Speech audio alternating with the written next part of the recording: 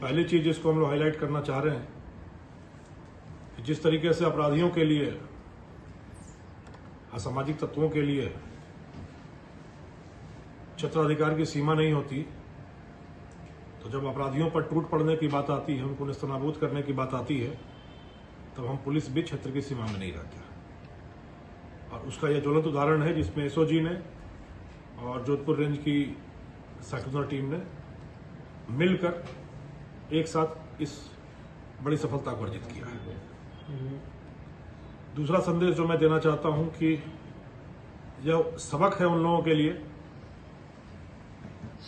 जो शॉर्टकट के माध्यम से, बाईपास के माध्यम से, गलत तरीके से जीवन में वह सब कुछ हासिल करना चाहते हैं जिसकी उनको चाहत है और क्षमता नहीं है, न परिश्रम करते हैं। और जिसकी क्षमता है, जिसका परिश्रम है, उसका हक गलत तरीके से मारकर अपने खाते में खुशहाली, समृद्धि, उन्नति हासिल करना चाहते हैं। तो यह रास्ता कहीं नहीं ले जाता, इसका मुकाम सिर्फ जेल होता है। यह संदेश भी उन लोगों के लिए है। जो आज 2 बड़ी गिरफ्तारियां की गई हैं,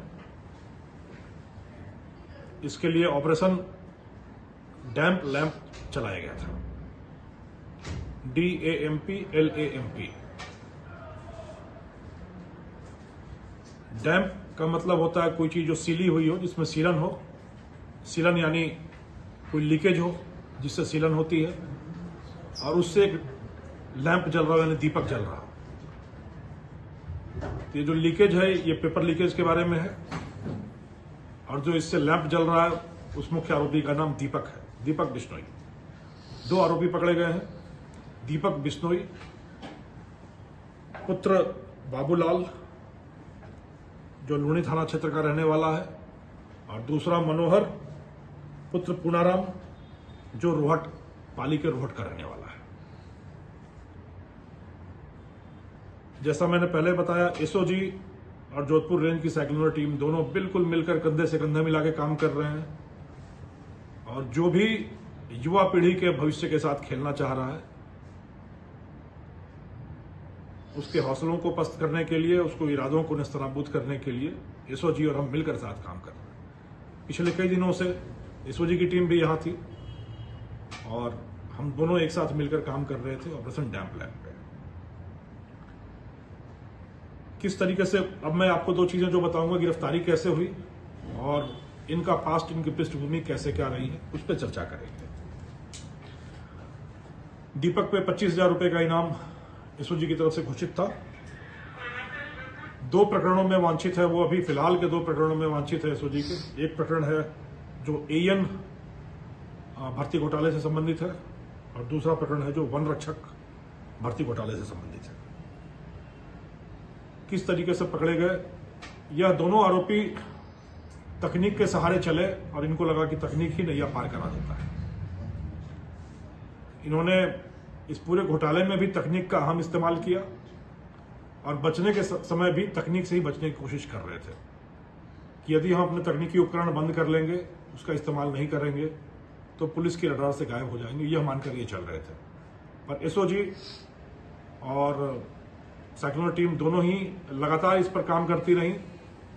मानवीय आसूचना यह थी कि यह रिश्तेदारों के यहाँ छुप रहे हैं, ज्यादा दूर नहीं जा रहे हैं, रिश्तेदारों के यहाँ छुप रहे हैं और एक जगह ज्यादा लंबे समय तक नहीं रहते हैं। इस सूचना पर काम करना हम लोगों ने शुरू किया। मनोहर की लोकेशन करीब करीब पता चल गई कि वो अपनी बुआ के घर में फिलहाल आया हुआ है, पर दीपक की लोकेशन जल्दी नहीं मिल रही थी क्योंकि ये ज्यादा चालाक था। बट इसी बीच रामड़ावास गांव के कुछ ग्रामीणों ने बाजार में शेखी बगारी कि हमारे गांव में पुलिस घुसने का साहस नहीं कर सकती। पहले 1-2 बार उलझे होंगे शायद पुलिस के साथ, तो उनका कहना था कि यहां कोई घुसने का साहस नहीं कर सकता, और हमने सबको कह रखा है कि जिसको भी छुपना हो आ जाओ हमारे यहाँ। और एक बड़ा आदमी जिसके लिए पुलिस सूंघ रही है, वो हमारे यहाँ छुपा हुआ है, इसको कोई नहीं यहाँ से पकड़ सकता। इस चुनौती को पकड़ते हुए हमने डेवलप किया और आइडिया लग गया कि वहां पर दीपक ही है।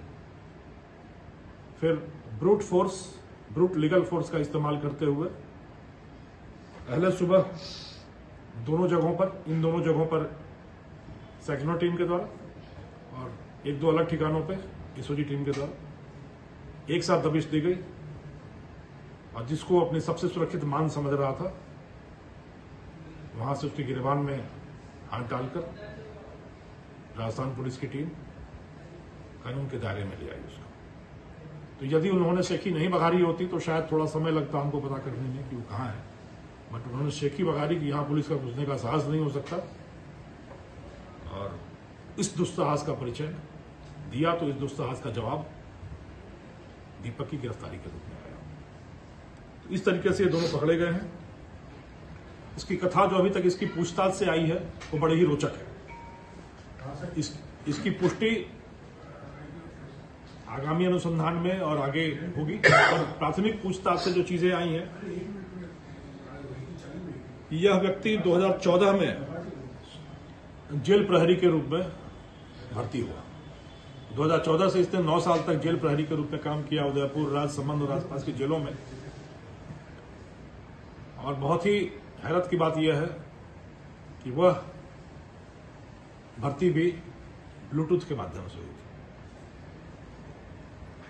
उस समय इसने 1.5 लाख रुपए खर्च किए थे और एक नामी गिरामी आरोपी जो एक बहुत महत्वपूर्ण सूत्र के रूप में, सूत्रधार के रूप में ऑलरेडी गिरफ्त में है राजस्थान पुलिस के, उसी के माध्यम से, ब्लूटूथ के माध्यम से भर्ती होना यह बताता है। पुष्टि इन सारी चीजों की आगे होती रहेगी, पर प्रारंभिक पूछताछ में जो आई है सो चीजें मैं बता रहा हूं। 1.5 लाख रुपए देकर ब्लूटूथ के माध्यम से नकल करके